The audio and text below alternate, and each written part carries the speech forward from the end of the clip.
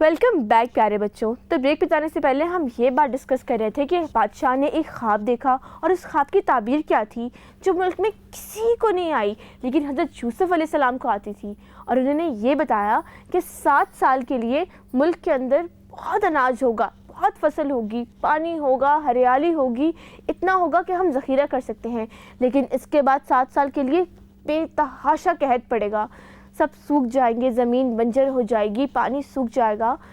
जब ये ख्वाब की ताबीर जाकर बादशाह को बताई गई तो बादशाह ने कहा कि यूसुफ को मेरे पास लेकर आओ। पता है क्या हुआ? जब लोग उनको लेने के लिए गए तो यूसुफ अलैहिस्सलाम ने आने से मना कर दिया। उन्होंने कहा नहीं, मैं जेल से नहीं निकलना चाहता जब तक कि मैं बेगुनाह साबित ना हो जाऊँ। यानी वो ये नहीं चाहते थे कि वो अपनी ज़िंदगी में एक धब्बा लें कि उन्होंने कुछ गलत काम किया है। बादशाह ने कहा अच्छा, मुझे ये तो बताओ कि यूसुफ का किस्सा क्या है, उन्हें किस जुर्म में जेल में डाला गया। फिर दीवाने ख़ास में उन्होंने उन तमाम औरतों को बुलवाया और जुलेखा को बुलवाया और जो तमाम औरतें आईं उन्होंने आकर यूसुफ अलैहिस्सलाम के हक़ में गवाही दी। उन्होंने कहा नहीं, ये तो हमारे सामने की बात है कि जब जुलेखा ने इनको धमकी दी कि मैं आपको जेल में डाल दूँगी, और इसके बाद जुलेखा ने भी पता है क्या किया? जुलेखा नादिम हो गई, वो शर्मिंदा हो गई जब सब औरतों ने उसके ख़िलाफ़ गवाही दे दी। उससे कहा नहीं, यूसुफ बेगुनाह है, यूसुफ पाकीज़ा हैं, मेरी गलती थी, मेरा कसूर था। और इसके बाद यूसुफ अलैहिस्सलाम बिल्कुल रिस्पेक्टफुली उस जेल से बाहर आए और आकर बादशाह के साथ मिले। बादशाह को लगा कि यूसुफ अलैहिस्सलाम बहुत हिकमत वाले हैं, बहुत समझदार हैं। उन्होंने उनको एक जॉब ऑफ़र की। उन्होंने कहा कि आप हमारे साथ काम करें। पता है क्या किया उन्होंने कहा कि मैं आपका बिज़नेस सही से संभाल सकता हूँ, यानी कि उनका ख़जाना सही से संभाल सकता हूँ। इससे पता है हमें क्या समझ में आता है कि अगर हम कोई काम अच्छे तरीके से कर सकते हैं तो हमें उस काम के लिए ख़ुद को पेश कर देना चाहिए। कई दफ़ा ऐसा होता है कि अम्मी हमें कहती हैं कि जाके बर्तन धो, या आपको कहेंगे कि जाके दही ले आओ, या जाके ये सफाई कर दो। कुछ काम करने के लिए मिलते हैं हमें घरों के अंदर। ऐसा होता है? आपको अम्मी को काम कहती हैं घर में करने के लिए? क्या कहती हैं? डस्टिंग कर लो जाकर, इतने छोटे छोटे काम कहती हैं। लेकिन पता है क्या उन्होंने क्या किया? जो काम हम खुद अच्छे तरीके से कर सकते हैं, हमें कहना चाहिए कि अम्मी मैं डस्टिंग तो अच्छे तरीके से नहीं कर सकती हूँ लेकिन मैं झाड़ू बड़ा अच्छा लगाती हूँ, तो मैं झाड़ू लगाऊंगी।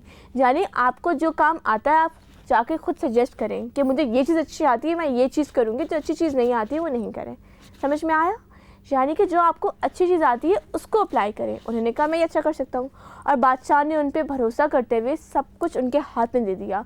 आपको पता है 7 साल तक यूसुफ अलैहिस्सलाम ने वहाँ पे अनाज का टेक केयर किया, देखा कि सब चीज़ें ठीक तरीके से हो रही है नहीं हो रही, फसल ठीक से उग रही नहीं उग रही।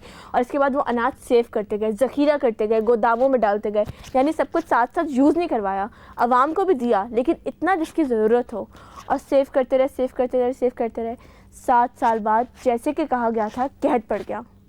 कहत पड़ने के बाद लोगों के पास राशन ख़त्म हो गया, लेकिन यूसुफ अलैहिस्सलाम की अक्लमंदी की वजह से उनके पास राशन था जी, पानी भी था, सब कुछ उन्होंने स्टोर किया हुआ था। उन्होंने फिर अपने मुल्क के लोगों को आहिस्ता आहिस्ता देना शुरू कर दिया। आपको पता है इसके बाद क्या हुआ? इसके बाद ये हुआ कि जो आसपास के मुल्क थे ना, उनके ऊपर भी ये प्रॉब्लम आ गया, लेकिन क्या उनके पास इसका सोल्यूशन था? उन्हें तो कोई ख्वाब नहीं आया था। इसलिए उन लोगों ने आकर इनसे हेल्प मांगी। उन्होंने कहा कि आप हमारी मदद करें। तो बादशाह ने यूसुफ अलैहिस्सलाम से मशवरा किया कि क्या मैं इनकी हेल्प करूं, क्या हमें लोगों की हेल्प करनी चाहिए जी। अगर आपके पास फॉर एग्जांपल लंच के अंदर एक रोटी है या एक सैंडविच है और आपको लग रहा है कि जो मेरा साथी है आज वो लंच लेके नहीं आया, तो क्या हमें चाहिए कि हम उसके साथ शेयर करें जी। शेयर करने से सवाब मिलता है जी। शेयरिंग अच्छी चीज़ है जी। आप लोग शेयरिंग करते हैं जी? कितने मुझे शेयरिंग करते हैं? हाथ उठा के बताएं मुझे जल्दी से। ओह, आप सब करते हैं। आप क्या शेयर करते हैं? फूड शेयर करते हैं जी। कपड़े भी शेयर करते हैं जी? नहीं, कपड़े शेयर नहीं करते किसी से। आप कपड़े भी शेयर करते हैं, वेरी गुड। शेयर करने से आपको पता है शेयर करने का क्या फ़ायदा होता है? शेयरिंग से माल में बरकत होती है, आपकी चीज़ें और बढ़ जाएंगी, आपका खाना ख़त्म ही नहीं होगा, आप खाते रहेंगे। आप लोगों से शेयर करेंगे, आपको लगेगा कि चीज़ें बढ़ गई हैं मेरे पास। यही हुआ उनके साथ भी। उन्होंने दूसरे मुल्कों की भी हेल्प करना शुरू कर दी। दूर दूर से लोग आते और आकर उनसे हेल्प लेते। आपको पता है याकूब अलैहिस्सलाम जो उनके फादर थे, जिस एरिया में वो रहते थे, वहाँ पे भी ये कहत पड़ा। तो उन्होंने अपने बेटों से कहा कि जाकर बादशाह से मदद तलब करो, और वो भी मदद लेने के लिए आए। आपको पता है फिर क्या हुआ? फिर उन्होंने हेल्प करना शुरू किया। इसके बाद याकूब अलैहिस्सलाम ने अपने बेटों से कहा कि वहाँ तो सबको रिस्क मिल रहा है, अनाज मिल रहा है, तो आप लोग भी जाएं और लेके आएँ। यहाँ तो सब खाली हो गया। लेकिन आपको पता है याकूब अलैहिस्सलाम ने किसको अपने पास रोक लिया? यूसुफ अलैहिस्सलाम के एक भाई थे बिन्यामीन, उन्होंने उनको नहीं जाने दिया। वो 10 भाई इकट्ठे गए राशन लेने के लिए। जब वो इनके यहाँ पहुँचे तो यूसुफ अलैहिस्सलाम ने इन्हें पहचान लिया, उन्होंने यूसुफ अलैहिस्सलाम को नहीं पहचाना। पता है इसकी वजह क्या थी? क्योंकि उनको तो लगा कि वो जा चुके हैं, उनके तो ज़हनों गुमान में भी नहीं था कि यूसुफ अलैहिस्सलाम इतने बड़े ऑफिशियल ओहदे के ऊपर आ सकते हैं और उनके सामने आ सकते हैं। यूसुफ अलैहिस्सलाम ने जब उनको देखा तो एकदम उनके दिल में सब कुछ फ्लैशबैक हो गया, उन्हें सब चीज़ें याद आ गईं। उनके दिल में अपने वालिद की और अपने भाई की याद सताने लगी।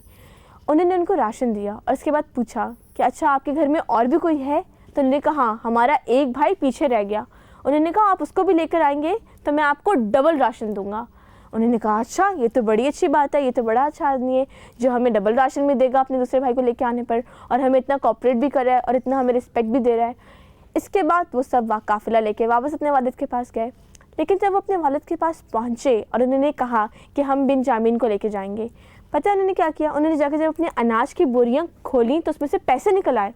उन्होंने कहा इन्होंने हमें फ्री ऑफ कॉस्ट राशन दे दिया। देखिए अब्बा जान, वो तो बहुत अच्छा आदमी है, अगर हम बिन्यामीन को लेकर जाएंगे तो हमें बहुत फ़ायदा होगा। लेकिन याकूब अलैहिस्सलाम डर गए। उन्होंने कहा नहीं, पहले यूसुफ को लेके गए थे तो नुकसान पहुँचा था, तो मैं इसको नहीं भेजूँगा। उन्होंने सख्ती से मना कर दिया। कुछ महीने गुजरे, कुछ महीने के बाद उनके घर में खाना ख़त्म हो गया, राशन ख़त्म हो गया, जाहिर है।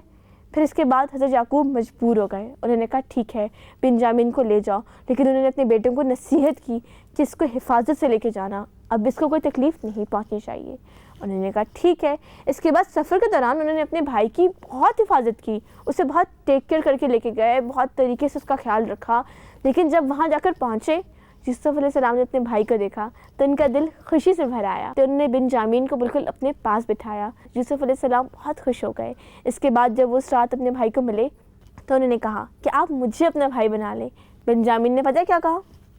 उन्होंने कहा नहीं, आप हैं बहुत अच्छे, लेकिन मेरा एक भाई था और मैं उसे बहुत याद करता हूँ, इसकी जगह मैं किसी को नहीं दे सकता। तो यूसुफ अलैहिस्सलाम ने कहा कि मैं ही तुम्हारा वो बिछड़ा हुआ भाई हूँ। वो कितने खुश होंगे आप सोचें, अगर आपको बरसों के बाद आपका भाई या बहन मिलेगा, आप खुश होंगे? जी। आपकी कोई अपनी फैमिली आपके सामने आ जाए, वो भी इतने ही खुश हुए।